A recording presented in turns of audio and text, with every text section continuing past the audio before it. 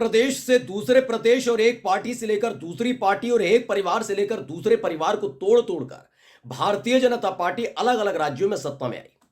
यही काम बिहार के अंदर किया गया। लोक जनशक्ति पार्टी को तोड़ा गया था, लेकिन चिराग पासवान ने पहले ही तय कर लिया था वो किसी भी कीमत पर एनडीए से अभी बाहर नहीं जाएंगे जब तक बिहार के अंदर बीजेपी को बर्बाद नहीं कर देंगे।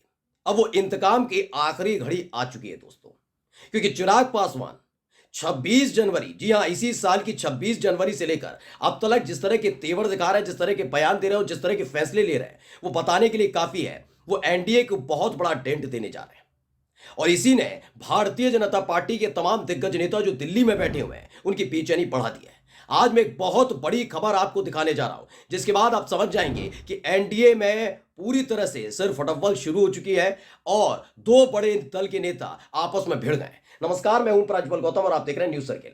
नीतीश कुमार को आप साथ लाए, ठीक है, लेकिन अब बीजेपी ने जो सर्वे किया, जो रिपोर्ट आई है सामने, उसके बाद समझ गए कि जनता दल यूनाइटेड की जो छवि बन चुकी है, खासकर नीतीश कुमार की जो छवि बन चुकी है, वो बीजेपी के लिए एक डेंट से कम नहीं है। यानी जो फैसला नीतीश कुमार के साथ आने का बीजेपी ने किया है वो उनके लिए घातक साबित हो सकता है।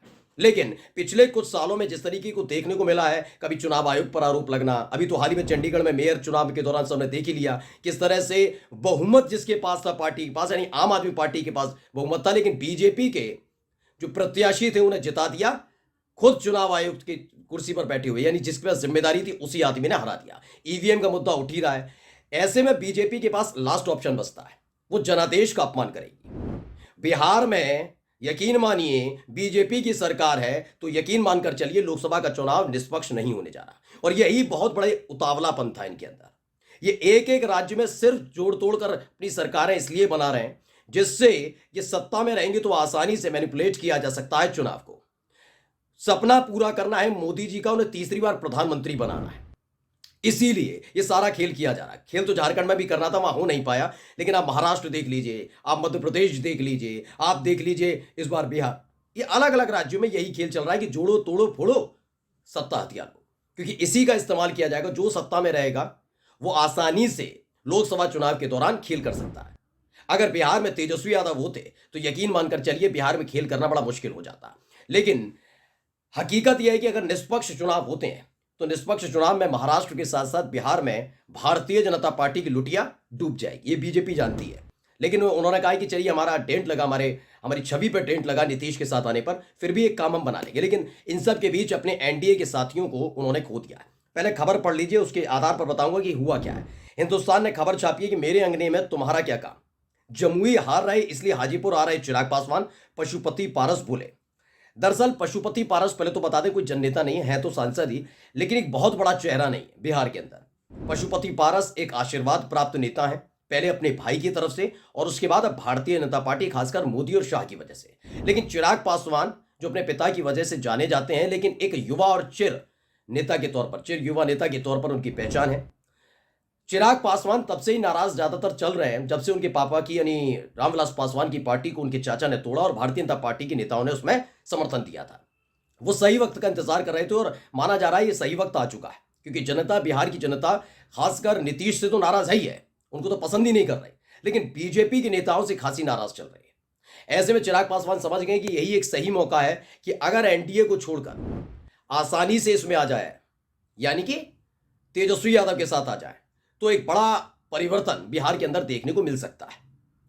यह समझ गए चिराग पासवान, इसलिए 26 तारीख से उन्होंने लगातार सिर्फ नीतीश कुमार को लेकर बयान दिया। इसी बीच एक बड़ा धमाका कर दिया था। बड़ा धमाका क्या किया, उन्होंने पहले 11 सीटों पर अपने प्रभारी नियुक्त कर दिए अपनी पार्टी के, लोक जनशक्ति पार्टी रामविलास के 11 प्रभारी, जिसमें से 10 ऐसी सीटें थी जिसमें से कुछ जनता दल यूनाइटेड के सांसद हैं और कुछ सांसद जो हैं वो उनके चाचा, हाजीपुर की सीट थी, उनके चाचा पशुपति पारस की पार्टी लोक जनशक्ति पार्टी के, ठीक है ना।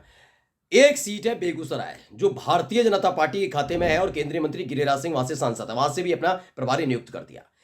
मसला यही चल ही रहा था, लगातार बैठकों का दौर जारी था, तभी चिराग पासवान ने एक और बयान दिया। उन्होंने जमुई से, वो फिलहाल सांसद हैं, उन्होंने जमुई की जनता को धन्यवाद दिया, कहा कि धन्यवाद आपका, आपने मुझे सेवा का मौका दिया, आगे भी सेवा करता रहूंगा। लेकिन संकेत दे दिया कि वो हाजीपुर जा रहे हैं, हाजीपुर चुनाव लड़ेंगे। हाजीपुर से उनके चाचा पशुपति पारस सांसद है, यानी एनडीए के दो बड़े साथी आपस में एक दूसरे से भिड़ते नजर आएंगे। ये हो नहीं सकता एक पार्टी में रहते हुए, मतलब एक गठबंधन में रहते हुए। इससे पता लग रहा है कि चिराग पासवान ने पूरी तैयारी कर ली है कि वो बड़ा डेंट भारतीय जनता पार्टी को देंगे। क्योंकि अगर नीतीश कुमार, अब इनके जितने सहयोगी हैं उनके बारे में समझ लीजिए, बड़ी आसानी से समझेंगे तो पिक्चर क्लियर हो जाएगी आपके पास। नीतीश कुमार को अपने खुद के विधायकों पर भरोसा नहीं, नीतीश कुमार को बिहार की जनता पसंद कर नहीं रही। यानी एक बहुत कमजोर साथी जो हार की तरफ ले जाएगा गठबंधन को, एनडीए को, वो जानते हैं कि नीतीश कुमार के आने से फायदा नहीं, लेकिन बस सरकार में रह रहे हैं नीतीश कुमार की वजह से, तो आसानी से लोकसभा चुनाव में खेल कर सकते हैं, इसलिए वो नीतीश कुमार के साथ है। यानी नीतीश कुमार एनडीए के लिए एक हरावल दस्ते की मुखिया के तौर पर उससे कम, उससे ज्यादा कुछ नहीं है। पशुपति पारस हो या उनके बेटे प्रिंस राज हो, ये कोई बहुत बड़ा चेहरा नहीं है। लोक जनशक्ति पार्टी को कोई पूछता भी नहीं है। सुन लीजिए, फिर बोल रहा हूं, अच्छा लगे बुरा लगे सुन लीजिए, लोक जनशक्ति पार्टी को कोई पूछता नहीं है, लेकिन लोक जनशक्ति पार्टी रामविलास को लोग जानते भी हैं, पसंद भी करते हैं, चिराग पासवान को पसंद करते हैं। यानी चिराग पासवान अगर इधर आ जाते हैं तो उसके बाद इनके पास दूसरा जो साथी है वो भी कमजोर है। अगर आप जीतन राम मांझी की बात करते हैं तो उनका भी बहुत बड़ा जनाधार नहीं है, बहुत बड़ा जनाधार नहीं है, लेकिन 4 विधायक है उनके पास। जो जीते कैसे थे वो खुद भी जानते हैं, तो मांझी कभी भी आ सकते हैं इधर। एक बड़ा चेहरा मांझी। उपेंद्र कुशवाहा कुछ भी नहीं है उनके पास, वो खुद एक बोझ की तरह है एनडीए के ऊपर। मैं बता रहा हूं क्योंकि उनका राज्यसभा जाना है, लोकसभा की सीटें चाहिए, तमाम तरह की बातें करते हैं। उनके पास खुद का ना कोई विधायक है ना कुछ है, तो हालत उनकी खराब है। यानी भारतीय जनता पार्टी के पास बिहार के अंदर इस वक्त कोई मजबूत बड़ा चेहरा और मजबूत एक ऐसा नेता नहीं है जो उनको आगे ले जा सके, केवल चिराग पासवान को छोड़कर। ये बात बीजेपी जानती है अच्छे से, लेकिन चिराग पासवान ने बड़ा कदम उठा लिया, जिसके बाद अब हाजीपुर से जो सांसद हैं चिराग पासवान के चाचा पशुपति पारस, उन्होंने आगे आकर कहा कि जमुई से हार रहे हैं। यानी अपने ही भतीजे, अपने ही एनडीए के एक साथी को बताया कि जमुई से हारने जा रहा, वो चिराग पासवान हार रहे हैं, इसलिए हाजीपुर आ रहे हैं। आप अंदाजा लगाइए कि एनडीए के अंदर चल क्या रहा है। खबर यहां तक है, सूत्रों के हवाले से खबर है, लेकिन एक बहुत बड़ी खबर निकल कर आई है कि पटना से लेकर दिल्ली तक बेचैनी देखने को मिल रही है। फोन घनघना रहा है, करना क्या है, क्योंकि नीतीश कुमार के आने के से पहले तक इन सबको साधे रखा गया, लेकिन नीतीश कुमार के आने के बाद ऐसी ऐसी बगावत निकल कर आ रही है कि ना नीतीश कुमार पर भरोसा है वो कब तक रहेंगे, नीतीश कुमार के विधायकों पर भरोसा नहीं है कि वो नीतीश कुमार के साथ कब तक रहेंगे। ये समझ नहीं आ रहा है कि क्या जनता नीतीश कुमार पर भरोसा करते हुए इस बार जनता दल यूनाइटेड को वोट देगी, उनके अपने ही विधायक जो वोटर्स हैं दे पाएंगे।